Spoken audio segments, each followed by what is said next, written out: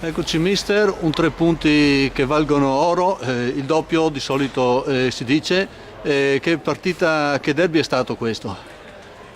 I derby sono tutte partite particolari, combattute come lo è stata questa. Secondo me noi abbiamo fatto molto bene il primo tempo, 30-35 minuti molto bene, poi abbiamo avuto 10 minuti nel primo tempo dove abbiamo sofferto, ci siamo un po' complicati la vita e il Fossalta con questi calci d'angolo, questi pali da fermo ci ha messo un po' in difficoltà.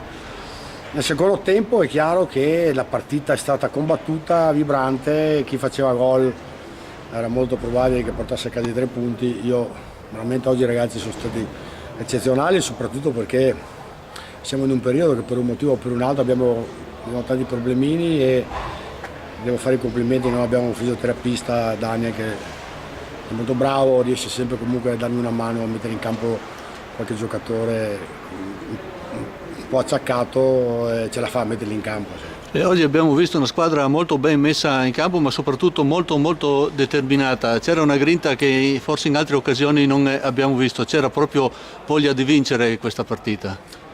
Erano belli carichi, insomma. I ragazzi ce la mettono sempre tutta, è chiaro che ci sono periodi e periodi. Era un po' che lo vincevamo, secondo me abbiamo trovato anche la domenica giusta per dare una soddisfazione ai nostri tifosi. Se permetti, io volevo fare questa dedicare questa partita, era un pezzo che volevamo vincere per dedicarla a Mirko, zio, che sta facendo anche lui una partita molto importante e noi volevamo dedicargli questa vittoria proprio per dargli morale e fargli sapere che gli siamo vicini. Ecco, concludiamo con una breve proiezione in futuro perché domenica prossima è riposo.